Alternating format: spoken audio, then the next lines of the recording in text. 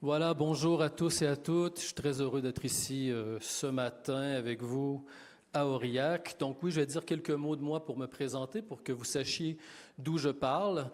Alors, je ne parle pas de Montréal, même si j'ai l'accent québécois. Je travaille en France depuis 25 ans, mais l'accent est resté comme vous vous en rendez compte. Alors, je vais pas parler de ça aujourd'hui, je vous rassure. Alors, on m'a demandé de venir parler de l'adolescence aujourd'hui parce que mon travail, c'est le travail d'un socio-anthropologue. Et donc, la question, moi, que je me pose et qui m'anime depuis maintenant les 25 années que je suis en France, c'est tout simplement cette question suivante. Qu'est-ce qui change de l'adolescence? Qu'est-ce qui reste? Qu'est-ce qui est nouveau? Et souvent, quand on se pose la question nous-mêmes, on a tout de suite l'intuition, que ce soit en tant que professionnel ou parent, de se dire oui, bon, il y a des choses quand même qui ressemblent encore, et des fois, on a l'impression que ce sont deux mondes complètement différents. Alors aujourd'hui, ce que je vais essayer de faire à travers les enquêtes qu'on mène, c'est de peut-être de mettre l'accent sur des éléments qui me semblent particulièrement représentatifs de l'adolescence contemporaine d'aujourd'hui au 21e siècle. Alors, à partir de quoi je parle? Très important. Et c'est là qu'on s'entend généralement bien avec les professionnels du soin, en particulier aussi les psychologues cliniciens, puisqu'on travaille à partir de la parole des jeunes, hein, c'est-à-dire qu'on fait des enquêtes qualitatives, que vous connaissez bien. Et donc, on s'intéresse tout simplement au sens que les jeunes donnent à leur comportement, hein, c'est-à-dire au-delà de ce que nous, on peut présumer du sens qu'ils donnent, eh bien, on fait des entretiens, on les rencontre, on échange, dans un cadre qui est un peu particulier en sociologie parce que, contrairement à vous, il n'y a pas d'enjeu éducatif, il n'y a pas d'enjeu de soins, il n'y a pas d'enjeu de prise en charge. Et donc, on récupère un peu les récits et on essaie de rendre compte un peu de la diversité des sens qu'ils vont donner à leur comportement. Et moi, je peux vous dire que ce métier m'enseigne chaque jour l'humilité, tout simplement. Parce que quand on se dit même un expert, on arrive face à ces ados et le monde change vite, comme vous le savez, et donc on a toujours des surprises énormes sur le sens qu'ils vont donner à certains comportements. Alors, toutes sortes de raisons ont fait que je me suis spécialisé sur deux axes en particulier, sur la question des pratiques numériques. Donc là, vous imaginez bien le vaste programme, et aussi plus récemment sur tout ce qui est engagement écologique, etc. J'en dirai quelques mots aujourd'hui. Alors aujourd'hui, ce que je vais faire, c'est que, donc, il y a plusieurs enquêtes qu'on mène encore aujourd'hui. Par exemple, j'ai lancé une enquête sur l'intelligence artificielle comme conseiller confident pour les ados. Je pense que vous voyez très, très bien de quoi je parle. Je mène co-dirige une autre enquête actuellement avec Marion Haza, que peut-être certains connaissent, qui est psychologue clinicienne sur les nudes, donc les photos à caractère sexuel. C'est une comparaison France-Guyane. Ça vous donne une idée, on a rencontré une centaine de jeunes. Donc, c'est des enquêtes assez, j'ai envie de dire, conséquentes, hein, quand on connaît le qualitatif. C'est assez important. Et il y a 2 ans, j'ai mené aussi une grande enquête qualitative, encore une fois, auprès de 65 jeunes, si ma mémoire est bonne, exactement, sur les inquiétudes, c'est-à-dire qu'est-ce qui les inquiète. Et dans le cadre de cette enquête, ce qu'on a fait, c'est qu'on n'est pas parti des réseaux sociaux. On n'a pas dit « Ah, est-ce que ça t'inquiète, ce que tu vois sur les réseaux sociaux? » On a tout simplement parlé des inquiétudes et ils ont décidé de ce qui vraiment les inquiétait, de ce qui jouait un rôle dans leurs inquiétudes. Alors aujourd'hui, je vais développer différents points pour se poser la question, finalement, est-ce que sociologiquement, de la manière dont on devient adulte au 21e siècle, est-ce qu'il n'y a pas, j'ai envie de dire, des embryons de mal-être? Hein, je vais le dire de cette façon. Parce qu'on le sait tous, on vit dans une société du culte de la performance. Hein, ça, c'est une évidence. Et pour ceux qui connaissent un peu Alain Ehrenberg, déjà dans les années 1980, hein, ce qui est quand même pas d'hier, annonçait l'avènement de ce culte de la performance et il nous renseignait sur une chose très importante. Il nous disait, attention, le culte de la performance, ce n'est pas simplement être bon à l'école ou d'avoir la pression, c'est que l'identité devient un objet de performance. C'est-à-dire qu'il faut devenir quelqu'un. Il faut devenir quelqu'un avec un Q majuscule, il faut devenir une personne. Son identité devient en elle-même un enjeu de performance. Et aujourd'hui, je vais essayer de mettre l'accent sur certains aspects. Je vais essayer de ne pas trop parler du numérique et des pratiques numériques. Je vais en parler un peu, mais ce ne sera pas le cœur de l'intervention. La première chose peut-être que j'aimerais vous partager, c'est que lorsqu'on parle du devenir adulte, on pourrait dire en gros qu'il y a 3 grandes façons de devenir adulte qu'on répertorie dans les différentes enquêtes chez les différents auteurs. Il y en a 3 et tout de suite, je vais vous les nommer et vous allez peut-être vous reconnaître un peu beaucoup passionnément dans une ou 2 ou 3 d'entre elles. Et vous verrez bien sûr que la dernière devient tranquillement, mais sûrement, j'ai envie de dire, la norme chez les ados qu'on côtoie aujourd'hui. Alors la première, c'est la plus ancienne, très connue des anthropologues. Je me rends compte qu'on en parle de moins en moins dans les colloques, peut-être parce que je ne traîne plus exactement avec les mêmes personnes. Mais en fait, la question des rites de passage. Oui, la rite de passage. Si je dis rite de passage, juste en levant la main, vous voyez à peu près ce que c'est? Pas du tout, parce que vous savez, les salles sont très différentes de l'une à l'autre. Parfois, c'est personne, parfois, c'est un peu. J'en dis quelques mots, ce n'est pas l'objet de la conférence, c'est juste pour rappeler que quand même, chez nos ancêtres communs, dans les sociétés lointaines, on dit que c'est un invariant anthropologique. Hein? C'est-à-dire, qu'est-ce que ça veut dire? Ça veut dire que les anthropologues ont été dans différentes sociétés, il y avait toujours des rites de devenir adulte. Donc, c'est quoi? On pourrait le décrire de cette façon, une cérémonie organisée par les adultes qui marque le grandir. Et les 3 éléments sont importants. C'est une cérémonie, donc c'est une mise en scène, c'est organisé, c'est dans l'espace et le temps, comme une fête, si on veut. Hein, c'est une cérémonie organisée par les adultes, c'est les adultes qui prennent en charge la chose. C'est eux qui décident de l'orientation, c'est eux qui décident du contenu et qui vont essayer d'insuffler un sens très important, qui vise à marquer le grandir. Ça veut dire que subjectivement, la personne qui traverse la cérémonie, par la suite, se sent grandi, se sent plus grand, se sent un peu plus proche des adultes. Autrement dit, ça fonctionne du point de vue de l'identité. Et évidemment, dans toutes les grandes religions monothéistes, il y a des rites de passage. Certains ici en ont passé probablement. Et là, la question, c'est est-ce que c'est une cérémonie organisée par des adultes qui marque le grandir? Et là, en fonction des personnes, certains vont dire oui, ça a fonctionné, d'autres vont dire pas trop, etc. Et c'est à ça qu'on a assisté sociologiquement, c'est-à-dire à une perte de l'efficacité symbolique des rites. Hein, parfois, on me dit, quand j'interviens sur ces questions, on me dit, oui, mais le service militaire, c'était un rite de passage, finalement, pourquoi il est disparu? Bien, il est disparu parce que, finalement, l'efficacité symbolique ne fonctionnait pas aussi bien. Hein, moi, je suis d'un âge où j'ai commencé à faire du backpacking en Europe au moment où la France allait abandonner le service militaire, et partout où j'allais, je voyais des jeunes Français de mon âge qui se sauvaient des dernières années de service militaire et qui avaient décidé de voyager pour ne pas le faire. Donc voilà, c'est juste une façon de dire que le rite de passage, ce n'est pas quelque chose qui s'impose, il faut qu'il y ait un fonctionnement, il faut qu'il y ait, j'ai envie de dire, un partage du sens pour que ça fonctionne. Et donc là, vous comprenez pourquoi je vous dis ça, parce qu'évidemment, on se dit, OK, si pendant des centaines d'années, des millénaires, on est devenu adulte de cette façon, parce que dans tous les continents, on a trouvé des rites de devenir adulte, que ce soit en Océanie, en Sibérie, au Canada, etc., alors on se dit, oh, quelque chose a été, entre guillemets, perdu, ou en tout cas, c'est transformé de la manière de devenir adulte que nous avons partagée pendant des siècles, des millénaires. Donc, ce n'est pas rien, en fait. Et évidemment, vous vous dites, ben oui, mais les ados qu'on côtoie ne deviennent pas adultes par rite de passage. Peut-être un peu, mais c'est insuffisant, très insuffisant. C'est-à-dire que même ceux qui traversent des rites de passage vous diront dans des entretiens, oui, OK, il s'est passé quelque chose, mais est-ce que c'est assez suffisant pour qu'ils se pensent adultes tout de suite? Je pense qu'on a la réponse assez vite. Et la deuxième façon de devenir adulte, ben, c'est le projet.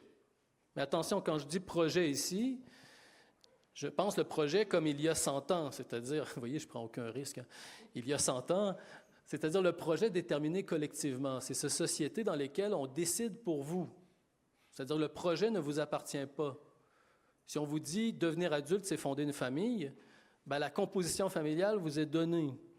Si on vous dit que c'est atteindre un travail, bien, ça sera le travail de votre milieu socio-professionnel. Et vous aurez assez peu de choix. Hein? Si vous étiez une femme, on sait à peu près où vous alliez. Peut-être encore plus déterminé que pour les hommes. Donc, c'est juste une manière de dire quoi? C'est qu'on devenait adulte par projet, c'est-à-dire en acceptant le projet qu'on vous inculquait, qu'on vous imposait. Alors, c'est très difficile pour quelqu'un qui a des velléités d'autonomie ou d'indépendance, mais c'est très facile pour quelqu'un qui joue le jeu. Vous voyez, c'est confortable du point de vue de l'identité. Vous n'avez qu'à jouer le jeu pour être reconnu, entre guillemets.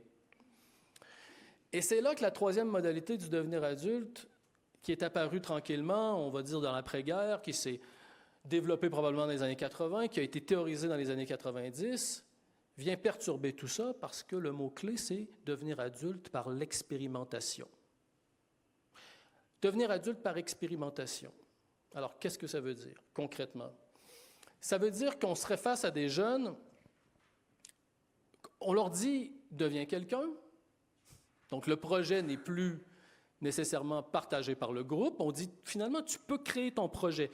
Et on s'entend bien ici, quand je dis projet, ça peut être professionnel, ça peut être vie familiale, vie affective, ça peut être aussi camper une identité de genre. Ton projet, c'est quoi? Qui tu veux devenir? Théoriquement, la société dit aux ados de plus en plus, tu peux devenir qui tu veux, ou à peu près. En tout cas, on propose une multiplicité de modèles, et les jeunes sont face à ça, et nous, on leur dit collectivement, choisis. Et plus que, si vous voyez bien autour de vous, même dans tous les milieux, ce qu'on voit, c'est choisis de plus en plus tôt, choisis dans plus en plus de domaines, avec de plus en plus de choix à la carte. Bon, très bien, ça s'appelle une forme de liberté. Mais le prix à payer, qu'est-ce que c'est? Bien, c'est la difficulté à faire des choix et à ne pas surinvestir émotionnellement certains choix qui sont faits. Parce que ça devient lourd. Vous comprenez ce que je veux dire? Et là, qu'est-ce qui se passe? Bien, on voit l'expérimentation apparaître. C'est-à-dire, je vais faire des tests et des erreurs pour essayer de choisir au mieux. Je vais faire des mises en scène, je vais faire des approximations de moi pour vérifier si ça me convient et si ça convient aux autres. C'est l'expérimentation. Alors, l'expérimentation, concrètement, ça veut dire quoi? Ça veut dire j'ai 12 ans et demi, je commence à me poser des questions sur la féminité et la masculinité. Ben, c'est quoi être un homme? C'est quoi être une femme? J'ai devant moi une pluralité de modèles, et pas seulement sur Internet, même dans mon milieu social, dans ma famille, recomposée, par exemple, avec des belles familles, les amis, etc. Vous voyez, déjà autour de vous, déjà dans la société et dans les médias, vous avez une pluralité de modèles, et donc on vous dit choisis, campe une identité de genre. Réponse, expérimentation. Un homme, ça doit être se comporter comme ça doit être parler comme ça. Une fille, ça doit être parler comme ça doit se vêtir de cette manière. On va vérifier. On m'a tellement dit qu'une fille devait parler de cette façon, je vais faire le contraire pour vérifier. On voit aussi une manière de dire que l'expérimentation mène à ce qu'on pourrait appeler de l'extérieur des dérives, ou en tout cas des tests de limites multipliés. Et là, on est dans cette société de l'expérimentation, et les jeunes que vous côtoyez, ben, finalement, ils sont peut-être parfois un peu dans les trois. C'est-à-dire, ou même dans les deux, dans le projet déterminé, dans l'expérimentation, c'est-à-dire d'un côté, peut-être que professionnellement, ils ont fait des choix. Moi, j'ai un ado, il est à fond, il sait ce qu'il veut faire, etc. Mais dans le domaine de la vie affective, c'est plus compliqué, expérimentation, il se cherche. Question du genre, etc. aussi. Et là, on se retrouve face à ces jeunes, et là, vous voyez tout de suite, plus que vous êtes dans l'indétermination, bien, plus que vous êtes dans l'expérimentation. Donc, dans la nécessité de s'afficher. Et ça, c'est très important. C'est-à-dire que plus que vous êtes dans l'incertitude, plus que vous êtes vulnérable, et plus que dans la société de l'expérimentation, vous êtes poussé à vous mettre en scène pour faire des tests.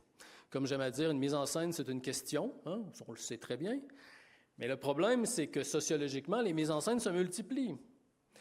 Et donc, si vous vous posez une question et qu'on garde notre exemple du genre sur la féminité et que vous avez besoin de rétroaction, la question qui se pose, c'est est-ce que vous allez attendre que quelqu'un se présente enfin pour vous valider ou invalider, ou est-ce que vous allez aller vers des possibilités pour recevoir des retours? Et là, vous voyez où je veux en venir. C'est que les réseaux sociaux ont construit leur architecture sur la société de l'expérimentation. Même moi, j'ai envie de dire, des fois je dis, si les réseaux sociaux seraient apparus il y a 100 ans, pas sûr qu'ils auraient eu le même succès, et pas sûr qu'on se serait posé des questions en tant que parents, oui, peut-être, non. Je ne suis pas certain. C'est-à-dire qu'il y a une affinité entre le dispositif technique et ce qui se passe dans la société. Ça, c'est important. Et là, tout de suite, vous le voyez, ça veut dire quoi? Ça veut dire que, nous, on le voit dans les enquêtes, c'est que vous avez les jeunes qui sont bien dans leurs bottes et qui disent « Ah, mais c'est bien les réseaux sociaux, je fais attendre les autres. Ils me font des demandes ou ils veulent que je les like ou que je m'envoie une flamme et moi, j'attends. Ils attendent. Quand mes parents m'envoient un texto, c'est 2 heures d'attente. pour la réponse. Mais c'est des vraies réponses, vous savez. Donc, ce que je veux dire, c'est que ces jeunes, vous voyez, ils réussissent finalement à répondre à l'injonction d'autonomie et se servent des dispositifs pour magnifier leur autonomisation et avoir des signes très concrets. Hein, j'ai même un jeune qui me dit « Oh, j'adore quand mon père essaie de m'appeler, puis je suis avec mes amis, je leur montre, puis clic, j'éteins. » Très concret. Mais vous comprenez bien, ça c'est la version rigolote et positive. On voit tout de suite les autres, c'est-à-dire ceux qui sont dans cette expérimentation avec une forte indétermination ont du mal à attendre. Ils ont du mal à attendre. Ils ont besoin de validation et tombent dans des pièges qu'on connaît, par exemple, envoyer des photos à des gens sans négociation, ce qui n'est pas la norme, puisque notre enquête montre bien que le nude, c'est d'abord une photo dont on discute. Oui, mais peut-être, mais tu me demanderas peut-être, non, mais c'est trop tôt, peut-être un jour, puis si un jour on le fait, oui, mais si on rompt, qu'est-ce qu'on fera avec, etc. C'est surtout ça. Mais vous comprenez, les jeunes vulnérables qu'on peut côtoyer ne sont pas dans cette logique, parce que finalement, ils n'ont pas cette temporalité de l'attente. Et la société de l'expérimentation, c'est ça, en fait. Alors, des réseaux sociaux, entre autres, ça vient cliver, ça fait une espèce de grand décalage entre ceux qui arrivent à attendre pour recevoir les validations et invalidations escomptées et ceux qui sont pris avec cette grande demande dans différents domaines de rétroaction. Les réseaux sociaux ont profité, j'ai envie de dire, de ça parce que vous comprenez, la seule chose qu'ils ont fait depuis 20 ans, c'est finalement d'offrir des espaces d'expérimentation. Hein? Montre-moi ce que tu penses par le partage de contenu, par le commentaire, par la photo, par la vidéo, etc. Hein? Montre-moi tout ça et multiplier les façons de valider et invalider. Hein? Petit commentaire, 3 bonhommes, clin d'œil, 4 cœurs, petite flamme, forcément les flammes, le like à l'époque, etc. Je t'ignore, le ghosting, qui sont des formes d'invalidation, etc. Et donc, c'est des dispositifs qui se sont construits, qui évoluent sur cette architecture, en particulier chez les plus jeunes. D'où la grande vulnérabilité. Et donc, souvent, les jeunes, quand ils vous parlent des risques qu'ils vont prendre dans ces mises en scène, bien, en fait, ils ne vous disent pas « je prends un risque, je prends la chance de ». Hein, ce qui est un peu une différence. C'est pas « je prends le risque d'être invalidé, je prends la chance d'être aimé ». Et là, évidemment, on imagine toutes les formes de déception qui peuvent exister, mais ça, c'est quelque chose de positif, puisque la déception est nécessaire pour devenir adulte. Alors, ce qui est important de comprendre aussi, par contre, pour nous, c'est que ça vient changer presque radicalement la place de l'adulte. En tout cas, ça vient changer les attentes normatives que les jeunes ont envers les adultes. Dans une société du rite de passage, vous attendez. Vous attendez qu'on désigne que ce sera le moment où tu pourras grandir. Vous êtes dans l'attente, en suspension. Vous attendez d'avoir traversé la cérémonie et d'avoir traversé l'épreuve pour être reconnu. Et là, c'est une chose importante que j'aime à rappeler, même si ce n'est pas le sujet, mais puisque vous vous intéressez aux conduites à risque, entre autres, c'est qu'il faut savoir que pour les anthropologues, l'origine du risque, ce sont les rites de passage. Vous savez pourquoi? Parce qu'en fait, dans toutes les versions anciennes qui ont été décrites, on met toujours à l'épreuve les initiés. Et quand on a commencé à répertorier les types de mise à l'épreuve qui sont en scène, qu'est-ce que c'est? Bien, des sauts dans le vide, je vais le dire comme ça, de façon anachronique, des violences corporelles, ingurgiter des psychotropes. Des fois, ça touche des initiations sexuelles, des formes d'isolement, des invisibilisations, des jeûnes forcés. Ça fait directement écho, j'ai envie de dire, à l'énumération des conduites à risque d'aujourd'hui. Mais c'était organisé sous forme d'épreuve et évidemment limité dans ses dérives par les adultes. Vous attendez que l'adulte organise et vous valide, invalide, vous reconnaisse. Dans la société du projet déterminé par votre groupe d'appartenance, idem. Hein, les plus âgés ou certains, à travers leurs grands-parents, leurs parents ou leurs grands-parents, ont entendu des choses du type « quand tu auras des enfants, tu viendras me voir. Hein, tu la ramèneras quand tu auras ton diplôme. » Vous voyez, ce qui est aujourd'hui difficile, en tout cas à appliquer, on peut toujours le dire, mais ça n'a pas le même effet symbolique dans les familles, et je vois des sourires qui le prouvent. Mais dans la société de l'expérimentation, qu'est-ce qui se passe? Si je peux me permettre un petit dessin, en tout cas, imaginez, dans la société du rite de passage, vous attendez d'avoir traversé. Dans la société du projet partagé, vous attendez d'avoir atteint l'objectif. Dans la société de l'expérimentation, à chaque fois que vous faites une mise en scène, que vous posez une question, vous avez besoin d'un retour, vous attendez un retour, vous attendez un regard, vous attendez quelque chose. Et là, vous voyez, ce qui est dramatique, c'est que plus que finalement vous êtes dans la société de l'expérimentation, plus que vous avez des attentes de validation et invalidation, et donc plus que vous demandez de disponibilité et d'accessibilité aux gens qui vous entourent. Et là, on est en droit de se poser la question, est-ce qu'un humain, dans la vie contemporaine, happé par son rapport au temps et ses propres complexités, peut arriver à répondre à ces demandes, finalement, qui sont sociologiquement déterminées. Dans les enquêtes qu'on mène sur l'intelligence artificielle, on le voit bien. C'est quand même assez étonnant. Je peux même vous donner une citation comme ça. C'est que quand on pose la question « As-tu déjà fait quelque chose d'important avec l'intelligence artificielle? » Mais ce qui m'a étonné, c'est que jamais les jeunes disent « J'ai utilisé l'intelligence artificielle parce que… » La réponse, c'est toujours « J'ai voulu demander ailleurs, mais ce n'était pas possible. » Pour différentes raisons. Et là, ce n'est pas une séance d'autoflagellation que je vous propose. Ce n'est pas ça. Mais c'est que dans les réponses, vous allez voir, je vous donne une réponse emblématique d'une jeune à qui on pose la question. Elle nous dit ceci. Elle dit, nous, les filles, en général, on a déjà eu cette appréhension, par exemple, pour les premières règles, le premier rapport. J'en ai pas forcément parlé à mes parents, ni à un médecin. Donc, j'ai cherché sur Google. Et c'est vrai que j'avais des trucs pas cool, qui m'ont fait pas mal cogiter certaines nuits. Quand j'ai eu mes toutes premières règles, j'ai demandé pourquoi le sang devenait marron à Google, des choses comme ça. Et c'est vrai que les réponses, rapidement, c'était « Vous avez peut-être un cancer ». Je trouve qu'il y a vachement plus de bêtises sur Internet, alors que l'IA, une fois qu'on a confiance en elle, on voit que ce n'est pas des bêtises ce qu'elle raconte. C'est bien pour se reposer et arrêter d'avoir peur de tout et de rien en fait. Et ça, cette dernière phrase, on la voit en permanence dans les justifications des pratiques numériques de plus en plus. C'est bien pour se reposer et arrêter d'avoir peur de tout et de rien en fait. C'est pas bien pour avoir une réponse parfaite. C'est bien pour se reposer et arrêter d'avoir peur. Et vous voyez, dans cet exemple, on le voit bien, une jeune fille se pose des questions tout à fait légitimes sur ses transformations corporelles liées à la puberté. On connaît bien toutes ces choses.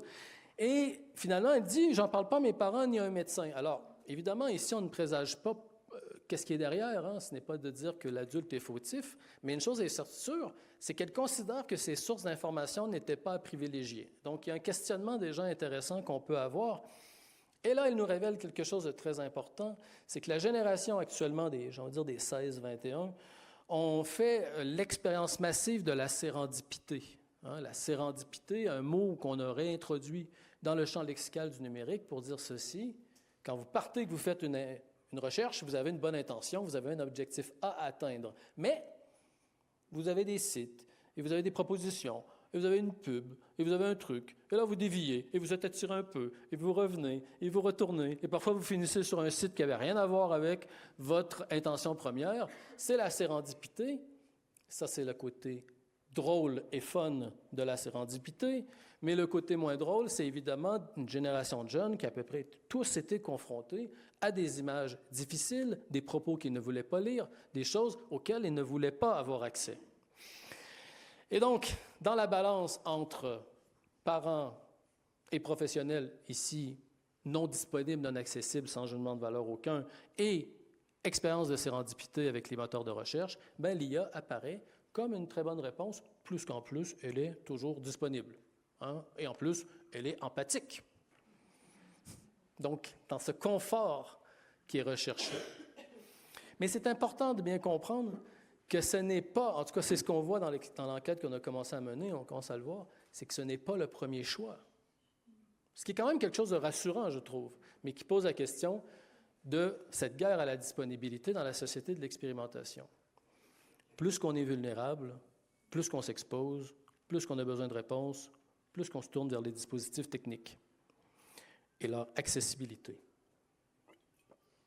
Évidemment, ça n'explique pas tout, mais c'est une manière de rappeler que quand même, on dirait que sociologiquement, c'est mis en place une forme de vulnérabilité.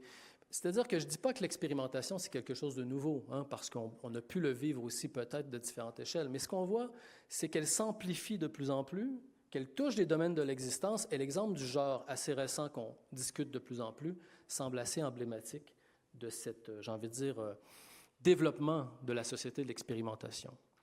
Mais il existe toujours des jeunes qui savent exactement où ils vont, hein, forcément.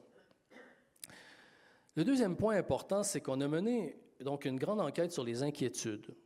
Alors, c'était parti de d'autres enquêtes qu'on avait fait avant sur l'éco-anxiété, sur les enjeux écologiques chez les jeunes, et on s'est dit, OK, on a travaillé là-dessus, mais on a quand même l'impression que ce n'est pas le cœur de ce qui les inquiète. Donc, faisons une enquête qualitative juste sur les inquiétudes, demandons-leur ce qui les inquiète et essayons de comprendre ce qui se passe.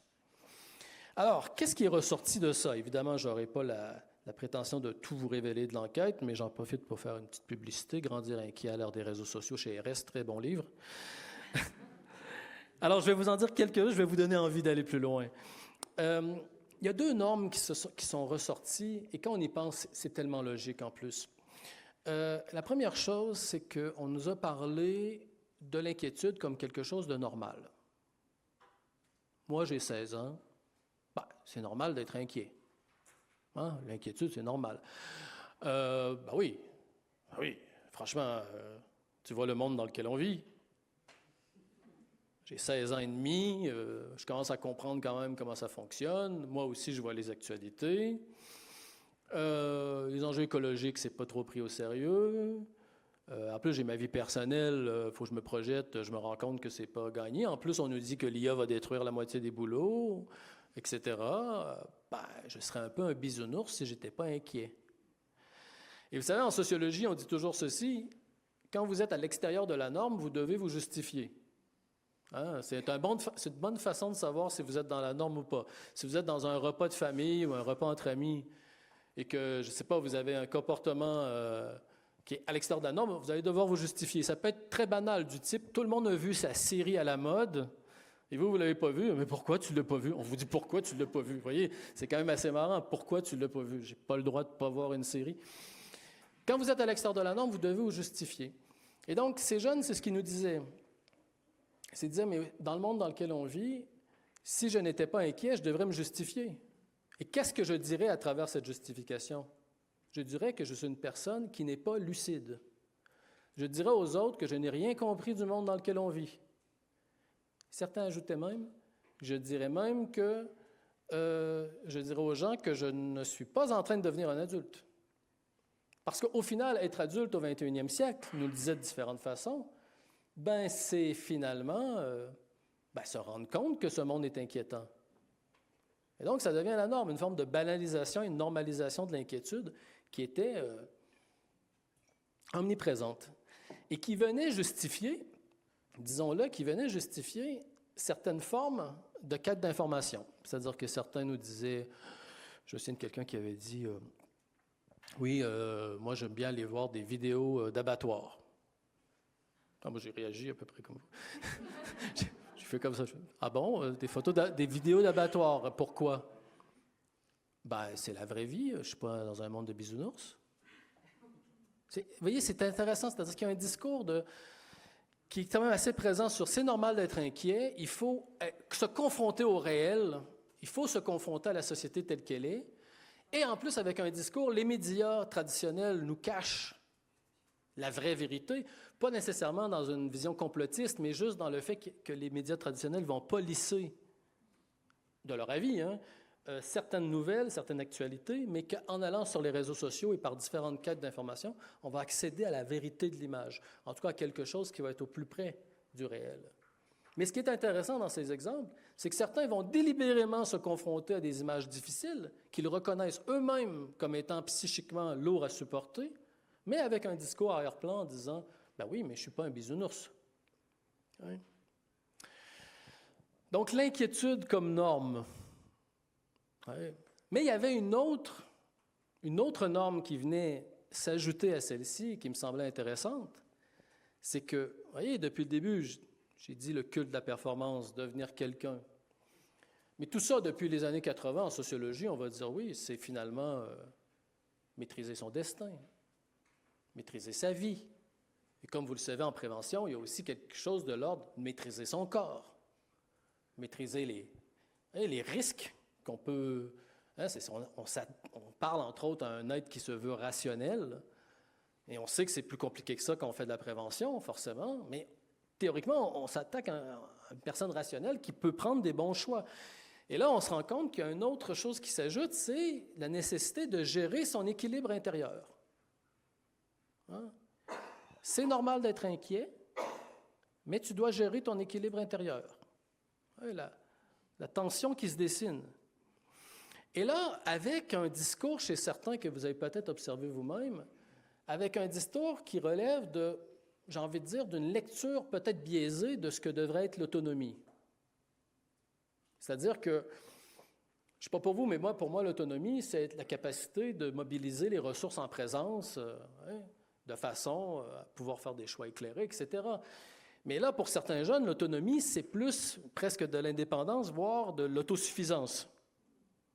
Je dois faire seul. C'est ça l'autonomie. Je ne dis pas que c'est ça, mais c'est perçu comme ça. Et donc, vous voyez le problème. C'est normal d'être inquiet. Je suis responsable de mon équilibre intérieur, mais je dois me débrouiller tout seul. Alors, ça donne des choses du type de cette jeune fille début vingtaine, Ambre, qui nous dit ceci.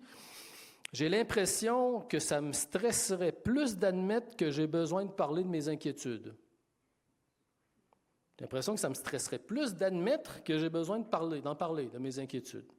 J'ai l'impression que si j'admets que j'ai besoin d'en parler, c'est que j'admets que je n'y arrive pas toute seule. Donc, je préfère ne pas penser au fait que je n'arrive pas à gérer tout ça toute seule et essayer de gérer ça toute seule.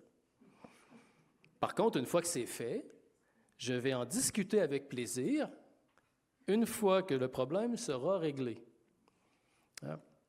Le sociologue Anthony Giddens le disait déjà dans les années 90-2000. Il nous disait qu'il n'y a rien de pire pour l'individu contemporain que d'admettre son incapacité à être autonome, en tout cas dans cette version d'autosuffisance. Hein? C'est parfois pire que tout. Et là, on le voit même chez les jeunes qui sont dans des débuts d'expression de mal-être ou de la souffrance. Hein? Une autre qui dit « Ma petite sœur, je ne l'embête pas avec mes inquiétudes parce que je sais qu'elle est en études, elle aussi, et elle est giga stressée vis-à-vis de son avenir. Je ne vais pas avoir du mal à lui en parler, mais je ne vais pas le faire parce que je sais qu'elle a d'autres choses à penser. Hein? » C'est-à-dire que le mal-être qui devrait être, comme vous le savez, source d'échanges et de rencontres, devient raison pour prendre encore plus sur soi. Et là, je vais vous donner un exemple très concret pour vous montrer à quel point c'est l'arrière-plan sociologique. Bon, évidemment, c'est ma lecture, c'est ma discipline. Il y en a d'autres, forcément. Mais je vais vous donner l'exemple du cauchemar. Parce qu'il y a des jeunes qui nous disaient « Oui, je suis inquiet, je suis stressé, je suis inquiète, je fais des cauchemars. » Mais certains en parlaient de cette façon. « Ah, mais il y a quand même un avantage au cauchemar parce que ça montre là, que je ne suis pas bien et donc ça montre que je peux agir. » Oui, c'est à peu près le discours. Du type, on ne s'intéresse pas à l'origine du cauchemar, mais ça nous dit que finalement, je peux moi-même gérer. Mais certains le voyaient comme un déficit de cette capacité à gérer. Ah, je fais des cauchemars, ça prouve quand même que là, je n'assure pas, quoi. Il faut que je fasse quelque chose. Oui, dans le type de culpabilisation. Mais si on fait un petit détour anthropologique et qu'on retourne chez nos ancêtres communs, très, très lointains, et que j'essaie de vous dire, imaginez, même dans des communautés, par exemple au Moyen Âge en Occident, imaginez qu'est-ce que ça voulait dire quand vous receviez, je viens de dire la réponse, quand vous viviez un cauchemar. Bien, si vous lisez des vieux écrits, des recensions, etc., de descriptions, vous allez voir que le cauchemar, et même encore aujourd'hui dans certaines sociétés, le cauchemar, c'est quelque chose qui vient d'ailleurs, c'est une visite, c'est un message. Donc, ça ne vient pas de vous. Et en plus, dans certaines communautés, le message n'est pas nécessairement adressé à vous. Il peut être adressé à la communauté. Donc, vous êtes obligé de débriefer. Hein? Vous êtes obligé d'en parler. Mais là, c'est intéressant parce qu'un même signe dans ces sociétés est perçu comme quelque chose de collectif. Ça ne vous appartient pas et je vais en parler à quelqu'un d'autre. Donc, vous n'êtes pas seul avec votre signe. Vous n'êtes pas seul avec votre signe. Et les sociétés anciennes avaient toutes sortes de dispositifs pour pouvoir justement faire croire à la personne, non pas à l'individu, à la personne, qui n'était pas seule avec son signe. Et là, qu'est-ce qu'on voit? Bien, évidemment, vous connaissez l'histoire, la psychanalyse passe par là, là. Évidemment, le cauchemar est quelque chose qui, finalement, renvoie à votre inconscient, et c'est au fond de vous, en faisant un travail analytique et en payant une cure, que vous pouvez réussir à trouver l'essence même. Pas de jugement, hein, c'est juste que l'arrière-plan n'est pas le même. Et là, vous arrivez chez des petits jeunes comme ça qui vous disent « Bien, le cauchemar est une preuve de mon incapacité à me gérer. » Oui. Et la surresponsabilisation de l'individu est en marche. Et là, on en voit les effets. Et je pense que vous voyez dans vos services des jeunes qui arrivent, qui ont fait des tentatives de suicide et qui se sentent coupables de ce qu'ils font à leurs parents ou à d'autres personnes parce que finalement, c'est encore le même discours que je vous ai lu un petit peu avant. Donc, vous voyez, on est loin du paradigme de l'épanouissement personnel. Hein, je ne sais pas jusqu'où on pourrait le quantifier, il faudrait vérifier, mais on dirait qu'on assiste à une transformation. Ce n'est plus le paradigme de l'épanouissement personnel, c'est celui du être inquiet sans devenir anxieux. Et être inquiet sans devenir anxieux, qu'est-ce que ça veut dire? Bien, ça veut dire de ne pas manifester de signes qui pourraient déborder, qui pourraient déranger les autres, qui pourraient montrer que je ne suis pas un bon gestionnaire de moi-même. Mais au fond, on comprend bien que ça n'a fait qu'amplifier. À un moment donné, je suis parti, j'ai eu la chance de faire un petit séjour de recherche chez nos amis danois, où tout est parfait, comme on le sait. Hein? Et c'était très drôle, entre guillemets, parce qu'il y avait des collègues qui me disaient « Mais on ne comprend pas, nous, on met tout sur l'épanouissement personnel, et puis, mais il y a quand même des dépressions, montée du suicide, comment c'est possible? » Je leur dis « Oui, mais une chose très simple, je leur ai dit, mais l'épanouissement personnel est aussi une norme. Moi, j'imagine, je suis un jeune, et on dit collectivement, on fait tout pour vous, et vous êtes quand même dans le mal-être, il y a un vrai problème. » Ils n'ont pas trop apprécié ma réponse. Ça me semblait assez rationnel, mais ça n'a pas fait son chemin, du moins pas cette soirée-là. Alors voilà, vous voyez les normes qui sont présentes et qui assomment ces jeunes de surresponsabilisation, on le voit très bien. Alors, cette responsabilisation-là, on peut la comprendre aussi et l'expliquer par un mouvement qui part d'une vision de soi-même attachée à la société, qui va de plus en plus vers, le regard que l'on tourne vers soi. Là, ce n'est pas très clair, mais je vais vous dire ce que j'entends par là. Ce qui m'a étonné quand j'ai commencé à m'intéresser à l'engagement chez les jeunes, ce que je trouvais fascinant, c'est qu'en sociologie de la jeunesse, la très grande majorité des études parlaient de l'engagement comme quelque chose de positif. C'est positif. L'engagement, je vais le dire comme ça, est la voie pavée vers la réalisation de soi. Hein? Et en plus, on est dans le bien collectif, donc tout va bien pour dans le meilleur des mondes. Et donc, on s'est dit, allons faisons des enquêtes sur l'engagement, voyons ce qui se passe.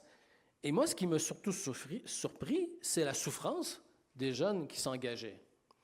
Alors, vous voyez, c'est une autre façon de penser la formation d'identité aujourd'hui et le mal-être sous-jacent, c'est que même ceux qui empruntent des voies tracées, apparemment présentées comme des voies de réalisation de soi et d'aller vers le bien-être, vivent des choses quand même assez compliquées. Et là, évidemment, quand vous prenez des jeunes qui s'engagent, déjà vous vous dites, bon, qu'est-ce que ça veut dire exactement? Et en sociologie, on a eu un petit problème parce que pendant longtemps, l'engagement était déterminé par des critères, mais c'était un peu des vieux critères parce que c'était l'engagement des années 60-70 et on les conservait. Par exemple, as-tu signé une pétition dans les 6 derniers mois? As-tu participé à une manifestation dans les 6 derniers mois, etc. Et on reproduisait, et là, évidemment, il y a des chiffres qui baissaient, et là, on se disait, les jeunes sont moins engagés. Ce qui était quand même une petite erreur de jugement parce que l'essence même de l'engagement s'était transformée. Et donc, nous, qu'est-ce qu'on voyait dans les enquêtes à la suite de d'autres, les Jafra Players, entre autres en Belgique, qui montraient que finalement, d'un côté, vous avez ceux qui sont dans des engagements, traditionnels, des mouvements, des associations, des collectifs, etc., avec des activités organisées, mais vous avez de l'autre côté ceux qui vous disent « Moi, je fais du tri à la maison et je suis engagé. Moi, je partage du contenu sur Internet, sur les réseaux sociaux et je suis engagé. » Et donc, il fallait les rassembler et essayer de comprendre, mais qu'est-ce qu'ils ont en commun et qu'est-ce qu'ils vivent, ces jeunes? Alors, qu'est-ce qu'on voit? Bien, on a vu au départ, il y avait quelque chose d'un point de départ chez tout le monde, c'était ce que je peux appeler la honte de l'appartenance. La honte de l'appartenance, qu'est-ce que ça veut dire? C'est des jeunes qui nous disent de différentes façons, « J'appartiens à un groupe et j'ai honte d'appartenir à ce groupe. » Alors, ce groupe, ça peut être la France, ça peut être le Canada, ça peut être l'Europe, ça peut être la société capitaliste, ça peut être la société coloniale, ça peut être ma famille, ça peut être ce que vous voulez, mais c'est un groupe auquel j'appartiens, par définition, et moi, je considère que je ne veux pas appartenir, je ne veux pas être mis dans le même bain. Donc, seule solution, agir. J'agis, et par mes actions, je vais me donner le sentiment que je n'appartiens, donner le sentiment, on est d'accord? Donner le sentiment de ne plus appartenir à ce groupe. Très bien. Alors, on se dit, c'est très bien, c'est par l'action, je vais me défaire de ce sentiment de honte, voire de culpabilité. OK, donc ça passe par quoi? Ça passe par des actions concrètes.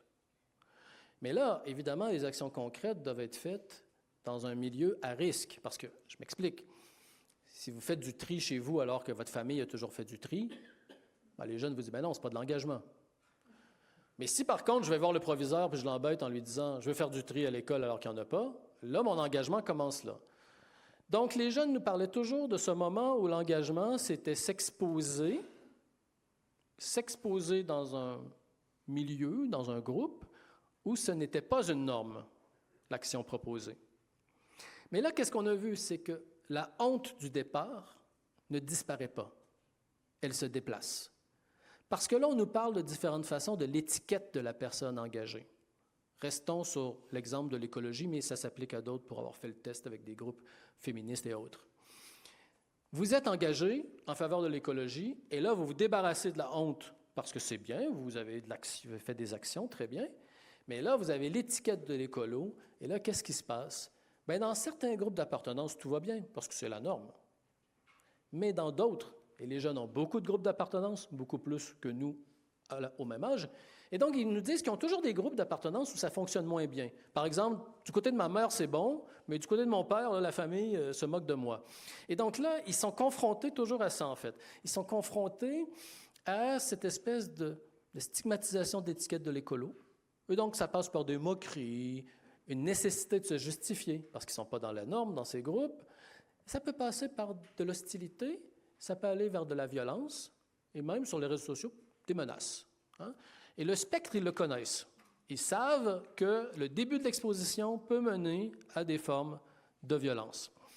Et donc, la honte et la culpabilité se déplacent. Ce n'est plus « j'ai honte d'appartenir à tel groupe », c'est dans l'expérience des interactions, je vis des moments difficiles à travers ces expositions.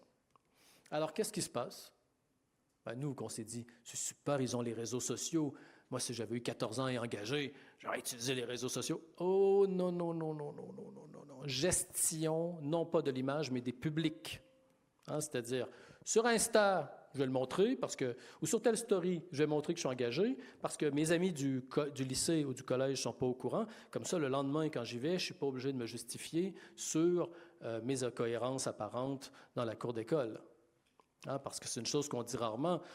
Le fantasme, j'ai envie de dire commun, dit il y a des formes presque de schizophrénie à l'ère des réseaux sociaux, mais c'est tout le contraire. C'est que ce que vous exposez, vous êtes obligé de le justifier dans les autres espaces. Et si vous ne trouvez pas une cohérence, là, vous êtes mal. Donc, ce que vous mettez sur Snap, le lendemain, si ça ne correspond pas à ce que vous dites dans la cour d'école, on vous le rappelle. Donc, vous êtes toujours dans un truc de gestion des publics. Et donc, c'est ce qu'on a vu sur ces jeunes engagés, gestion des publics. Alors là, on se pose la question collectivement, quand même, c'est du boulot, quoi. Hey, c'est quand même, on pourrait dire, une charge mentale. En tout cas, c'est quelque chose, une activité psychique. Je ne sais pas, les psychologues ici le définiraient mieux que moi. Mais il y a un travail à faire. Déplacement de la honte. Et là, on se dit, oui, mais l'étiquette de l'écolo, ça doit passer. À un moment donné, oui. Pourquoi? Soit qu'on est face à des jeunes qui assument de plus en plus, mais qui nous racontent, ça va très loin, j'ai cherché tel mot parce qu'on me dit au collège que je n'utilisais pas tel bon mot, au lycée on me dit ça, nanana, donc j'ai cherché pour utiliser les bons mots, puis je m'informe pour... Vous voyez, est-ce que le cercle de travail qu'il y a derrière? Parce qu'on doit se justifier dans un monde où il y a différents groupes, où ce n'est pas toujours la norme, notre engagement. Mais là, on finit par s'en départir, soit parce qu'on devient plus peut-être fort, quand on grandit, chez les 20, 21, on le voit, chez les plus âgés, ou soit simplement parce qu'on s'est débarrassé de ces groupes d'appartenance qui n'acceptaient pas ou qui ne validaient pas notre engagement. Et là arrive, on se dit, ben c'est bien, c'est terminé la honte. Ah mais non, parce que c'est parti de la société, c'est descendu aux interactions, et là ça descend au regard que l'on porte sur soi-même, c'est-à-dire la honte de ne pas être à la hauteur de ses propres convictions, où chaque geste peut devenir questionnement. J'ai commencé à remettre en question tout mon mode de vie. Confie une jeune qui nous dit, parce que ce truc de capitalisme, je ne suis pas insensible, j'ai travaillé, qu'est-ce que je vais faire de mon salaire? Et tout de suite, ça a été, je vais m'acheter des chaussures, je vais m'acheter un nouveau sac, etc. Et puis après, le soir dans mon lit, je me suis dit, mais merde, moi aussi, je suis comme ça. Et là, je me suis mise un peu angoissée, dans le sens où je me suis dit, où elle est la limite? Des exemples comme ça, on en a plein, plein, où on voit que c'est des jeunes qui finalement se sont détachés de la société de départ, ont vaincu les interactions, j'ai envie de dire hostiles, potentiellement difficiles, pour finalement se retrouver face à eux-mêmes avec cette idée de gérer la limite de leur propre questionnement. Quand ça s'arrête? Et quand on dit gérer la limite de leur propre questionnement, eh bien, on pense entre autres à trois choses. On pense à limiter le questionnement dans le temps, dans les espaces, et par rapport au rythme. Je vous explique. Le temps. Je ne sais pas, parce qu'on peut aller par effet de comparaison. Peut-être que certains ici ont eu des épisodes très engagés dans leur vie, mais on se dit toujours, oui, mais à un moment donné, quand vous vous retrouviez à la campagne chez grand-maman tranquille, peut-être que là, vous pouviez prendre une pause, vous n'aviez pas le choix.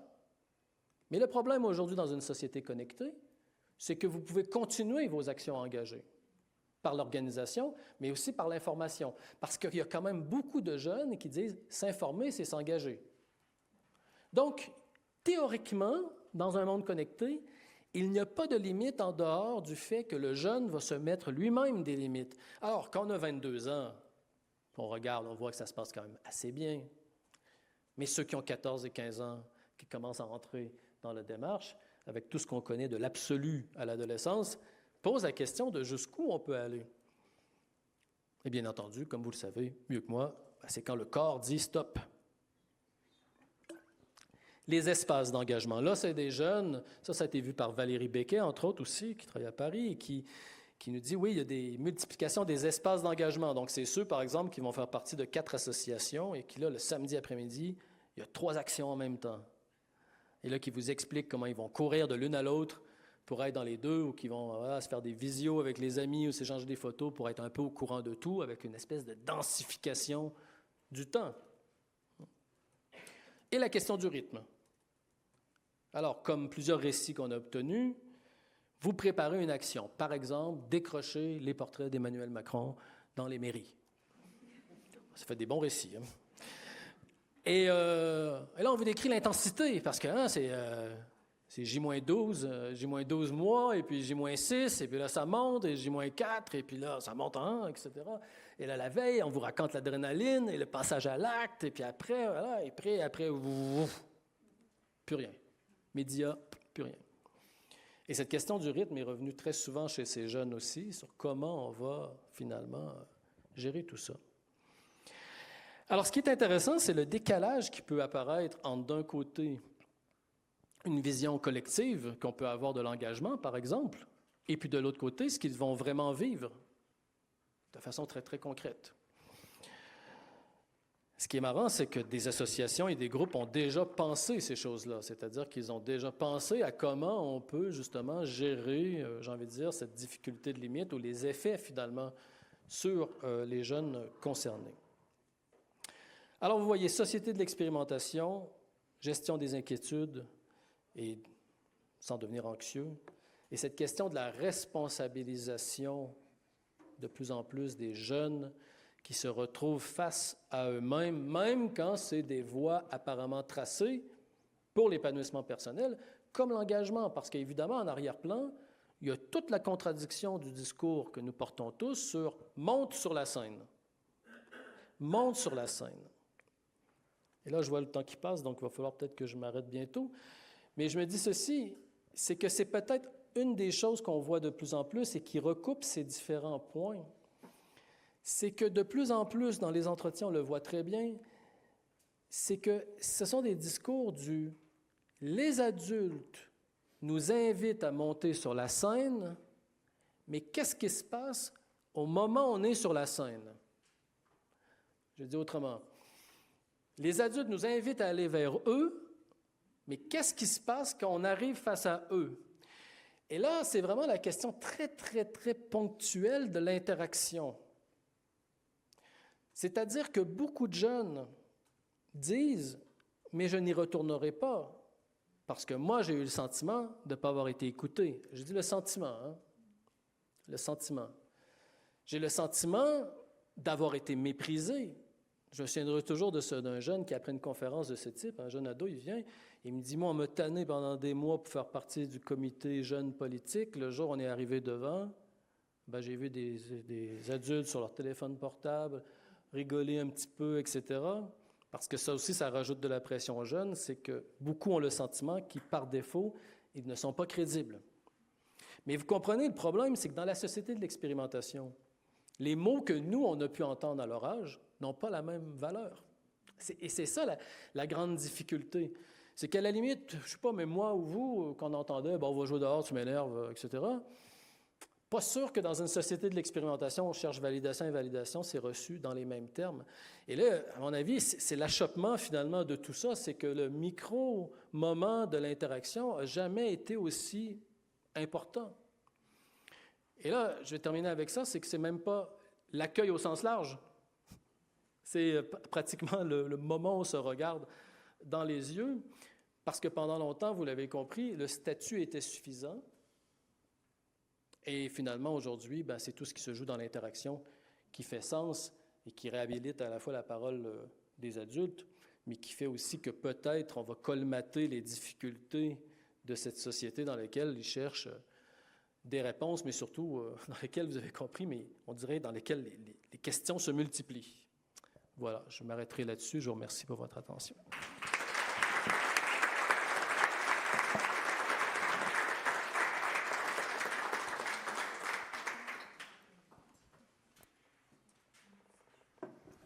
Merci beaucoup.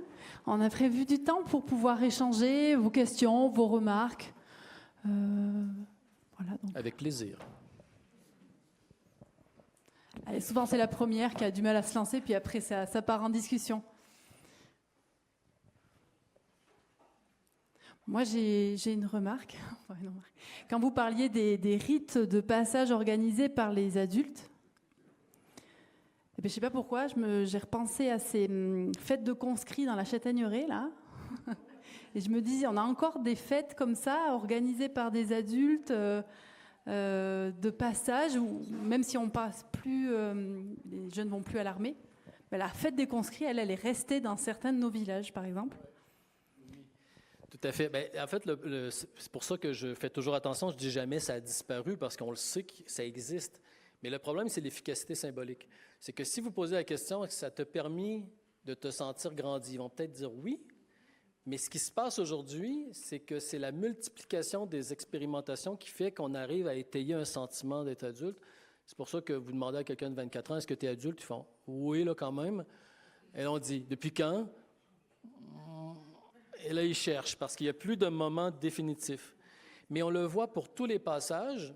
Et ça m'inspire un exemple. J'ai des collègues qui travaillent sur les rites de deuil, par exemple, chez les ados. Et c'est vraiment très intéressant parce que quand il y a les rites de deuil, la plupart vont aller à la cérémonie officielle. En tout cas, on va l'appeler de cette façon, par exemple, à l'église. Et là, dans les discours, dans les entretiens, ils vont dire « Oui, mais ce n'est pas l'image que nous, on veut défendre de lui. On comprend, c'est ses parents. » Et donc, qu'est-ce qu'ils font? Bien, ils trouvent des lieux symboliques qui représentent l'ami. Et là, quand ils décrivent, bien, on chante des chansons, on fume des joints, on prend de la bière, etc. Ouais, ils font un rite, quoi, des choses très, très communes d'ailleurs au rite traditionnel. Et donc, ils refont ça. Et après, ils disent tous un peu timides, mais je fais aussi des choses pour moi, dans l'intimité. Et donc, c'est la rencontre des trois qui finit par faire un vrai travail. Mais c'est très rare, on a moins d'exemples, même chez des jeunes qui se disent croyants, c'est très rare que quelqu'un dise « ça suffit ». Et Internet vient faire l'extension de ça. Parce que là, après, vous avez ceux qui ont dit « oui, mais en plus, on trouvait ça important de faire un hommage sur YouTube parce que ça permettait de… » Et là, il vous explique comment c'est complémentaire, ou des exemples comme on a eu dans les jeux vidéo, c'est-à-dire vous allez sur World of Warcraft, et là, vous prenez vos avatars, et là, vous déposez des objets, et vous rappelez des souvenirs. Et là, mais ce qu'il faut comprendre, c'est qu'ils n'abandonnent pas les autres rites. C'est complémentaire.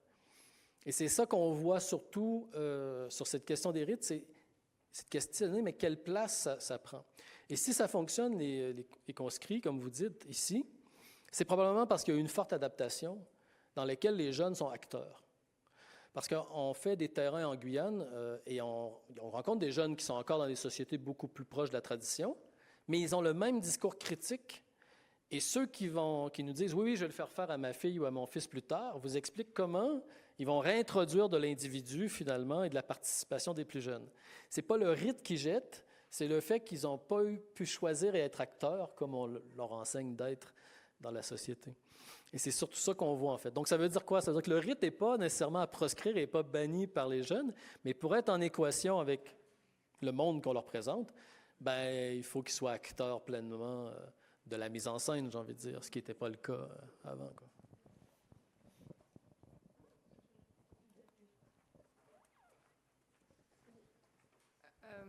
Moi, je suis infirmière ici, là, à l'université, et moi, il y a quelque chose chez les jeunes qui beaucoup les inquiète. Enfin, on leur met une pression, entre guillemets, parce que quand ils arrivent ici, ils sont majeurs.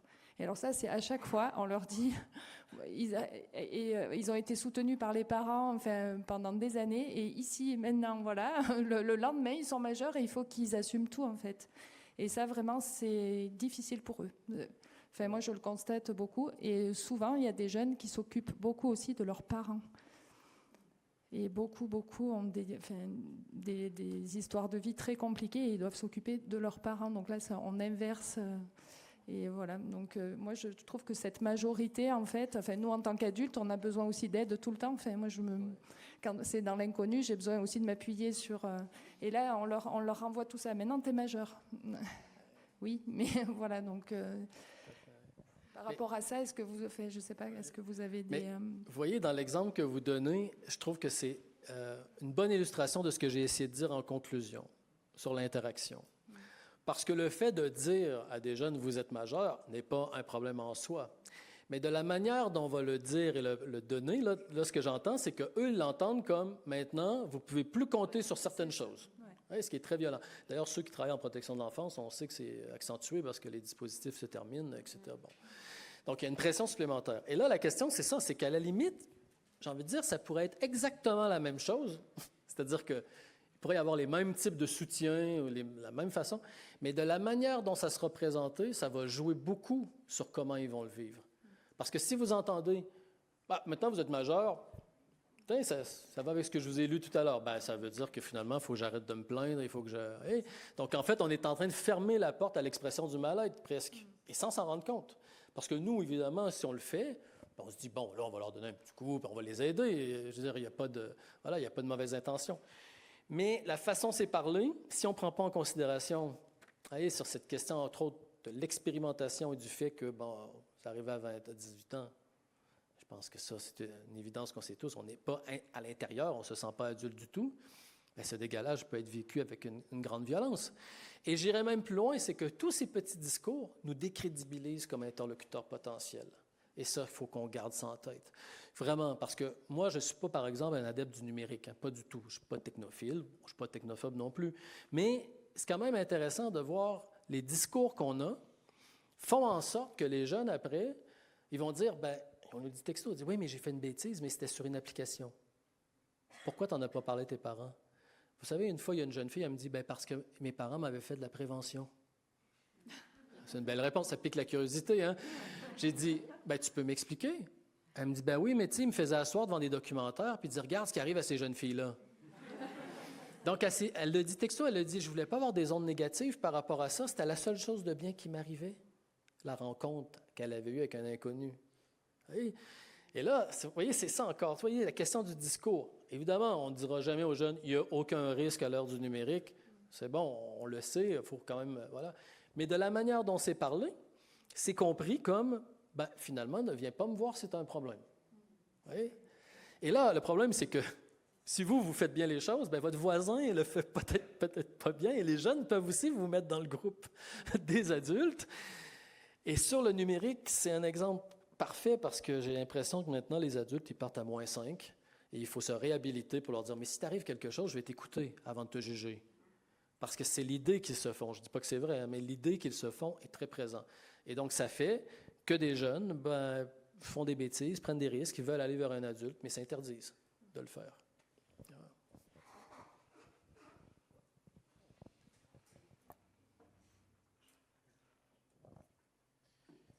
Moi, j'ai trouvé très intéressant la question de la troisième phase sur le jeune qui est dans l'expérimentation et qui va rechercher cette interaction.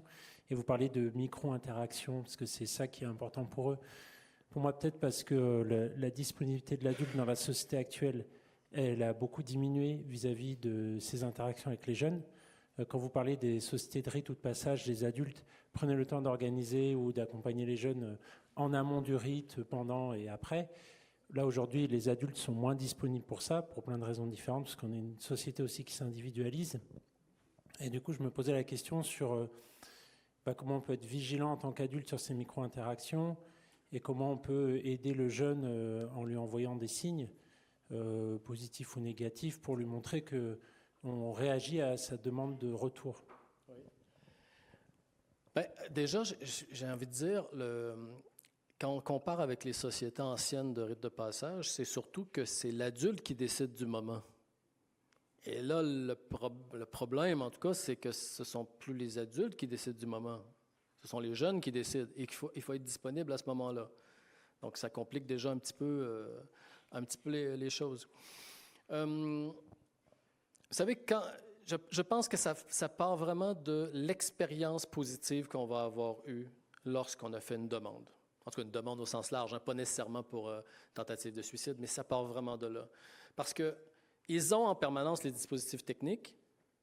Là, aujourd'hui, je ne l'ai pas fait, mais quand on va plus loin sur cette question des mises en scène et des interactions, ce que je décris, c'est qu'il y a 5 regards à l'ère du numérique qu'on peut mobiliser. Et ils sont en compétition avec tous les regards physiques, mais je les nomme rapidement, mais son propre regard, qu'on construit du contenu pour soi-même, se regarder de l'extérieur.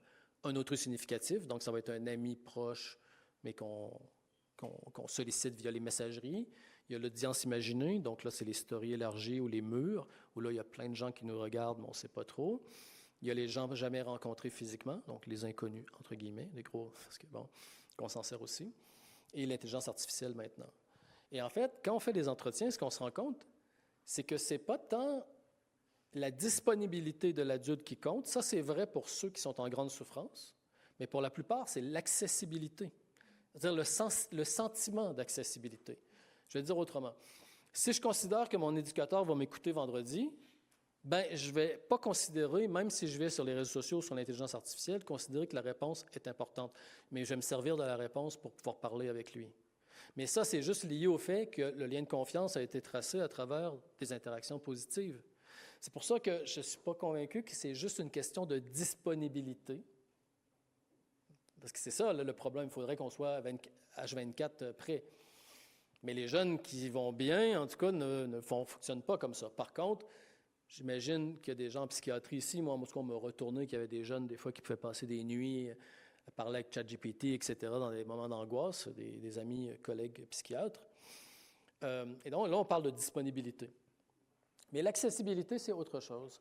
Et je pense que ça se construit vraiment dans comment est perçu les retours. Mais le problème, c'est que vous, personnellement, vous n'êtes pas tributaire de ça. Je veux dire, l'image, si vous êtes infirmier ou médecin ou psychologue, vous êtes finalement tributaire de toutes les images qu'ils ont vécues par ailleurs.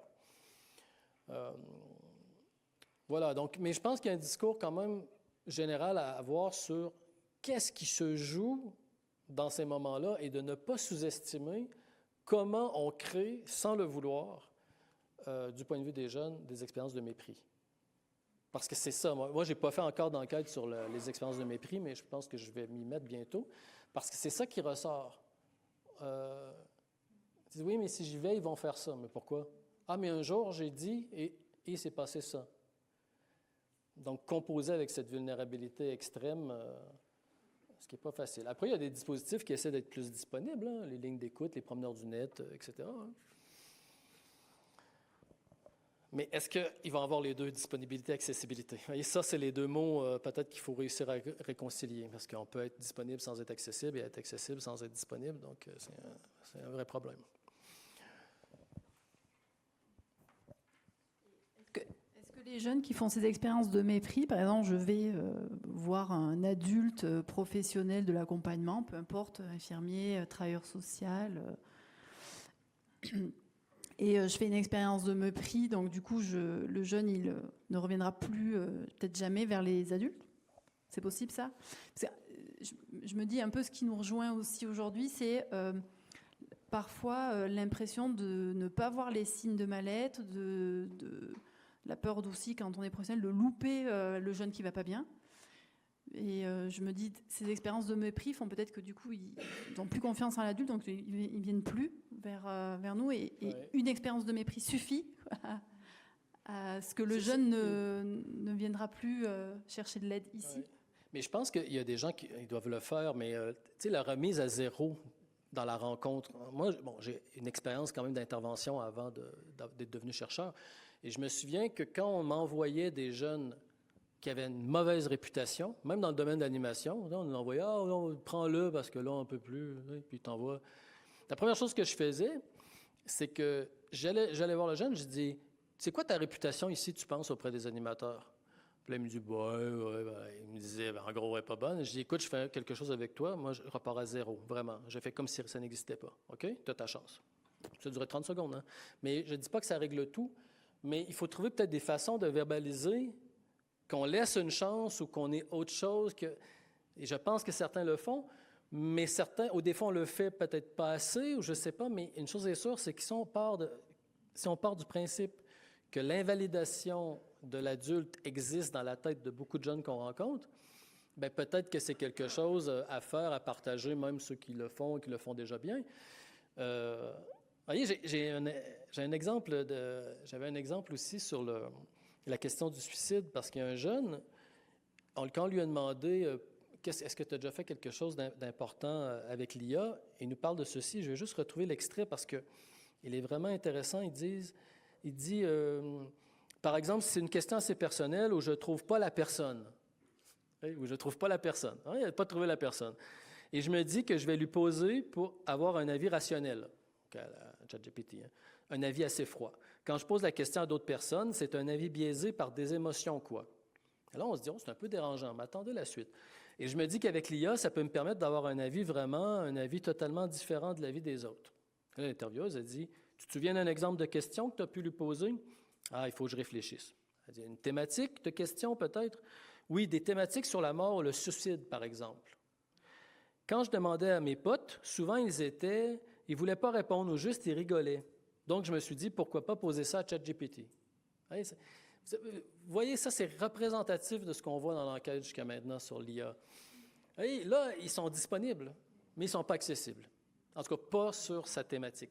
Mais vous voyez, quand on lit le début de la réponse, on se dit, qu'est-ce qu'il nous raconte, un avis froid, rationnel? Ça fait presque un peu peur parce qu'on se dit, est-ce qu'il ne veut pas une réponse humaine? Mais ce n'est pas ça qu'il dit. Il dit finalement qu'il n'a pas trouvé satisfaction dans un échange parce qu'il n'est pas pris au sérieux. C'est ça qu'il nous dit. Et là, qu'est-ce que tu en as pensé? Après, c'est vraiment des réponses assez plates. Mais en même temps, ça me permet à la fois de récupérer des réponses, même si la réponse globale est assez plate. Okay? Il y a certains points qu'il aborde qui peuvent me permettre de réfléchir par rapport à ça, et c'est quand même intéressant. Tu ne peux pas prendre la réponse comme ça et te dire que c'est comme ça. Il faut réfléchir avec cette réponse et prendre certains points qui peuvent être intéressants et réfléchir dessus. Peut-être même, à la limite, reposer la question avec sa réponse et essayer d'avoir un truc intéressant. Donc, vous voyez, ce que ça nous enseigne, et ça, on le voit très souvent aussi, ce n'est pas la réponse qui est cherchée. C'est pas ça, en fait. C'est est-ce que je peux déposer ma question? Et là, anthropologiquement, je peux vous dire que des rites pour déposer ces questions, C'est très ancien, et là, je vais peut-être vous faire sursauter, mais vous savez ce que c'est. Si vous imaginez, c'est qu'est-ce qu'on faisait quand on avait une inquiétude puis qu'on voulait déposer une question? Ça s'appelle les oracles. Mais les dispositifs d'oracle, on va se dire, oui, bon, ça devient mystique. Non, c'est pas ça la question. Un anthropologue va vous dire, il ne déterminait pas l'avenir. Quand vous alliez voir l'oracle de Delphes, il ne vous disait pas l'avenir. Au contraire, vous alliez là, vous déposiez votre question et la question devenait collective. C'était plus vous. La personne vous aidait à interpréter, puis là, plus, elle vous lâchait avec une phrase du type « Si tu plantes un arbre et que le ciel sera gris, peut-être que… » Oui, je parodie un peu, mais il n'y avait pas de réponse, en fait. Il n'y avait pas de réponse. Jamais de réponse claire. Mais le mouvement permettait le déploiement de la question. Et c'est pour ça que moi, d'un point de vue anthropologique, avec ce genre de réponse, je dis, regardez, c'est des formes de recherche de rites oraculaires, en fait, parce que ça existait. Et dans nos sociétés rationnelles, vous voyez, on va se dire, oui, mais qu'est-ce qu'on va répondre? Et je suis sûr que ceux qui accompagnent des familles, vous êtes face à des familles qui disent, oui, mais je ne sais pas quoi répondre. Et là, ils sont bloqués. Mais en fait, vous voyez, on ne va pas leur dire, il faut jouer le rôle de l'oracle, mais c'est quelque chose de ce type qui existe, en fait. Hein? C'est-à-dire comment je reformule et comment je rends collectif une question. Voilà.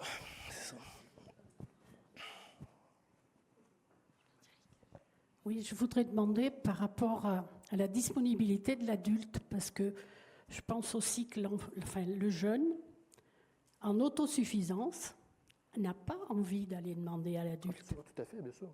Ah oui, oui. Donc, comment nous, on peut se rendre compte qu'il ne va pas bien et aller vers lui, ce n'est pas évident. Oui, oui. Mais moi, je pense qu'il y a de moins en moins de jeunes qui viennent vers les adultes. Ce n'est pas forcément qu'on n'est pas disponible, quoi. Ah oui, tout à fait. Bien, c'est pour ça que je dis disponible et accessible. Et quand je dis accessible, je ne mets pas ça du côté de l'adulte ou du parent. Hein. Je considère que c'est dans l'interaction. C'est pour ça que, l'exemple que je vous donnais au sujet des règles, ben, on peut bien imaginer que c'est la jeune fille qui n'a pas envie d'en parler à ses parents aussi, donc, et qu'il rayait ça de l'équation et c'est son choix. Non, c'est pas ça du tout. Par contre, il y a une chose juste importante à garder en tête. C'est que si, par exemple, vous regardez comment les jeunes s'informent au 21e siècle, en gros, ils font ce qu'on leur a appris, c'est-à-dire recouper leurs sources. Mais c'est vrai pour tout. Donc, c'est vrai pour les questions de sexualité. Alors, vous voyez, si, par exemple, vous dites « Oui, mais la pornographie, etc. » Bien, la pornographie, si on veut dire dans la norme, c'est une source d'information parmi d'autres. Et donc, ça veut dire quoi? Ça veut dire que les jeunes, ils s'en sortent relativement bien, au sens où ils vont dire, bien, il y a ça, mais il y a ça, puis il y a mon grand frère qui a dit ça, puis il y a ma soeur qui dit ça, puis j'ai déjà entendu un oncle raconter un truc, et puis, oui, ils peuvent raconter ce qu'ils veulent, par contre, hein, tout le monde. Et il y a un site officiel et tout ça. Et donc, ils recoupent. Alors, là où il y a un problème, bien, vous l'entendez bien, c'est lorsqu'il va y avoir une espèce de milieu global qui fait qu'il y a le sentiment que ça va être la norme ou va être justifiable. Ou ceux qui ne pourront pas mettre à distance certaines sources d'informations parce qu'ils n'ont pas le droit à ce voyage. Vous voyez? C'est-à-dire, c'est ça qui est assez étonnant, c'est que vous faites des enquêtes et là, vous vous rendez compte que les adultes ne sont complètement pas dans l'équation, puis on se dit, bon, ils s'en sortent pas si mal finalement. Oui? Mais on se dit, ah oui, on voit d'autres entretiens, on se dit, oui, ils n'ont pas les mêmes. Donc, vous voyez, le rôle, quand je dis le rôle d'accessibilité ou disponibilité, est-ce que c'est de donner une réponse ou de s'assurer que tout le monde recoupe ses sources et ait le droit de mettre à distance certaines choses? Oui, c'est différent. C'est différent. Et là, même, j'ai envie de dire, je pense que c'est un peu plus confortable, même pour un parent. Oui, parce que ce n'est pas la même chose. Je vous donne un exemple concret. Quand je faisais ma thèse, je travaillais dans un numéro d'ado, et je ne sais pas si certains ont travaillé dans des numéros comme ça, mais vous vous faites insulter beaucoup. Hein?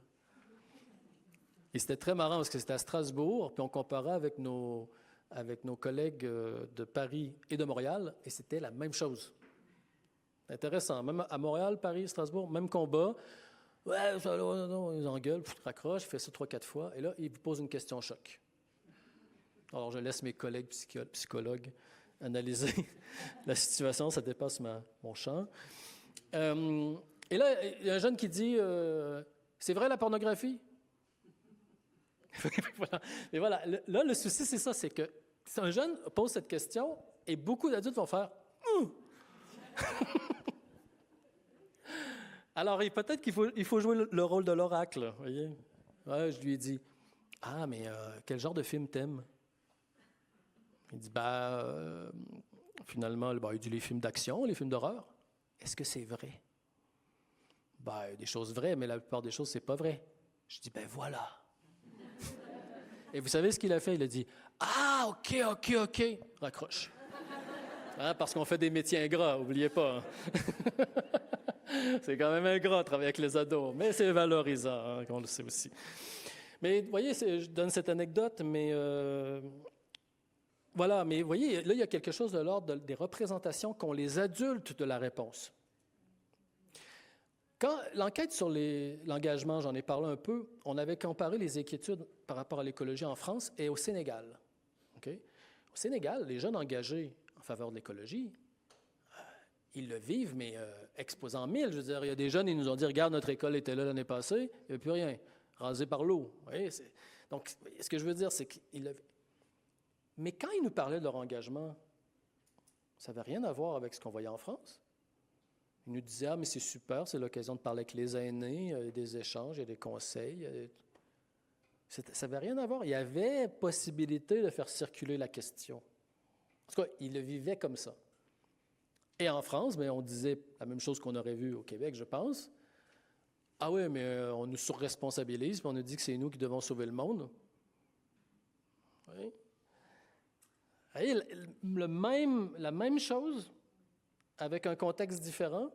Et là, la question, c'est nous, à notre petite échelle, comment on peut modifier la représentation du contexte dans les interactions en ayant conscience de ce poids, le poids des mots. C'est ça qui est... Puisque nous-mêmes, on a vécu un autre poids des mots, c'est pas toujours facile, je pense, de s'en rendre compte. Et j'ajouterais à ça ceux qui ont connu la société du statut où on pouvait arriver, je suis prof, je suis médecin, je suis parent, tais-toi. Et ça, il faut faire son deuil et c'est pas toujours facile. Et ça, c'est un autre sujet. Là, mais... Une dernière question? Deux questions. Je prends les deux. Je serai court. Non, c'est plus une réflexion. J'ai découvert récemment là, une série que peut-être certains d'entre nous connaissent, s'appelle Euphoria. Moi aussi, je l'ai découvert il n'y a pas longtemps. Il n'y a pas longtemps. Et j'ai trouvé ça, finalement, c'est une série qui illustre de manière un petit peu excessive peut-être votre propos sur l'adolescence aujourd'hui. Je veux savoir, puisqu'en plus vous la connaissez, qu'est-ce que vous en pensez? Je trouve qu'elle est assez remarquable, elle est assez impressionnante, même si elle est très radicale et un peu trash. Oui, et est-ce que par rapport à toutes les études qualitatives que vous avez faites, parce que c'est une discussion que je pouvais avoir avec mon épouse, n'était pas d'accord, est-ce qu'elle est représentative d'une certaine forme d'adolescence, même si là en l'occurrence c'était une adolescence américaine mais anglo-saxonne généralement, ou est-ce que ça vous paraît un petit peu donc excessif? Je pense que c'est comme toutes les séries. Vous voyez, moi, je fais la comparaison avec Skins, qui était paru à l'époque, ou même Adolescence, qui était très intéressante aussi. C'est juste que évidemment, pour des effets dramatiques, il y a une espèce de condensation, concentration des problématiques qui fait qu'on se dit, ouais, bon, ça se passe comme ça quand même. C'est vraiment pas rassurant, en tout cas, ni pour les professionnels, ni pour les parents. C'est pas rassurant parce qu'il y a une concentration. Mais par contre, les logiques qui sont déployés à l'interne, je pense que oui. Je pense qu'il y a des choses quand même qui sont assez justes. Par exemple, vous avez vu la saison 3? Non, je démarre la saison. Je démarre la saison. Et on est entre initiés, là. Vous êtes allé très, très vite, non? Moi, je démarre juste la saison 1. Parce qu'ils ont commencé Oui, ils ont commencé la saison 3, ouais. Parce que, c'est juste pour vous dire, parce que ça fait écho directement à l'enquête qu'on finalise là, sur les nudes, où il y a une jeune fille, là, c'est pas des ados parce qu'ils sont devenus des adultes, mais elle est avec son jeune mari, ils ont la vingtaine à peine, puis elle dit, oui, mais si on veut se payer des fleurs pour notre mariage, je peux poster des photos de mes pieds, c'est quoi le problème? Et vous avez tout un discours sur la fragmentation du corps, hein? C'est-à-dire qu'on s'est rendu compte dans l'enquête que là, il y a vraiment, en fait, quand on parle des nudes, on ne parle pas nécessairement toujours de la même chose avec eux, parce que pour certains, le nude, c'est génital. Donc, ça va être le sexe, et ça va être les seins, par exemple, ou voilà. Mais le reste n'appartient pas au monde du nude. C'est pas parce que je monte une jambe ou que je vends des pieds sales que ça a rapport avec le nude. Et là, elle, dans cette scène dont je me rappelle, c'est en plein ça. Et son jeune mari la regarde comme, mais il dit, mais c'est de la pornographie. Et là, elle regarde. Et là, on voit qu'ils ne se comprennent pas du tout. Elle regarde, elle dit, mais pourquoi? C'est que des pieds? Et puis, bon, il dit, oui, mais peut-être que tu vas être tenté d'aller un peu plus loin après, non? Mais non. Et puis, avec tout un espèce de déni des possibilités que ça ouvre, hein, de passer à une étape.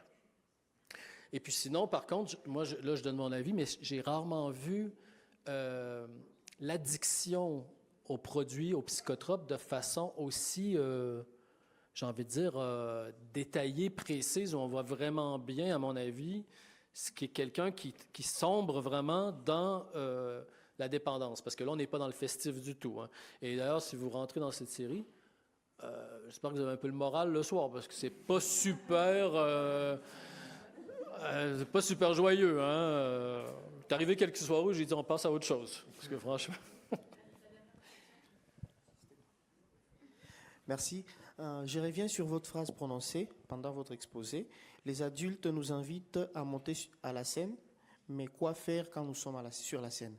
Alors, je me posais une question de savoir, est-ce que le mieux pour les ados, c'est de revenir sur la culte de performance, donc soit les 3 grandes façons présentées, le rite de passage, le projet, ou devenir adulte par expérimentation, ou se baser sur le trait caractéristique du jeune adolescent pour l'orienter? Quelle vraiment la posture à demander à l'adolescent pour l'aider à rester dans la poursuite?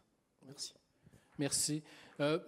Déjà, moi, je ne suis pas pour comment je peux dire ça, la réinstitution de quelque chose, à part si c'est sur une forme, comme je l'ai dit tout à l'heure, avec des accompagnements des plus jeunes et tout ça. Mais par contre, ce que j'ai voulu dire à travers cette phrase, vraiment, c'est que souvent, on va parler de comment on va construire une scène. Là, quand j'ai une scène, hein, c'est simplement un espace où on va reconnaître les jeunes. Hein, du type, on va organiser une pièce de théâtre, et ils vont venir jouer le vendredi soir et tout le monde va les applaudir. Ça, c'est la chose la plus évidente. Mais ça peut être, ils débarquent dans mon bureau et là, il y a une scène, j'offre la parole et il se passe un truc aussi. Et le problème, c'est qu'il n'y a rien de plus dommageable, à mon avis, en tout cas là, je me fie sur des données éparses, que le moment où ils ont eu le sentiment d'être invités, donc déjà, il faut les inviter, et où ils ont eu le sentiment d'être invalidés. Ouais. C'est comme un peu dire, là, je prendrai une image d'ado, mais poste ta plus belle photo ce soir sur ton profil et que là, tout le monde s'en sert pour dire « Ah, c'est dégueulasse, c'est pas une bonne photo. » Vous voyez, c'est un petit peu ça. Et c'est ça que j'ai voulu dire par cette phrase. C'est qu'on pense souvent à la construction d'une scène, mais comment se déroule la scène et qu'est-ce qu'il en garde par la suite. Et là, je pense que là, c'est un message plus général et peut-être d'essayer de déconstruire, comme je disais tout à l'heure, de vérifier s'il n'y a pas eu ces expériences antérieures. Je pense que ça me semble important. Voilà, je ne sais pas si j'ai répondu. Eh bien, merci beaucoup merci pour à vous. votre venue et votre intervention.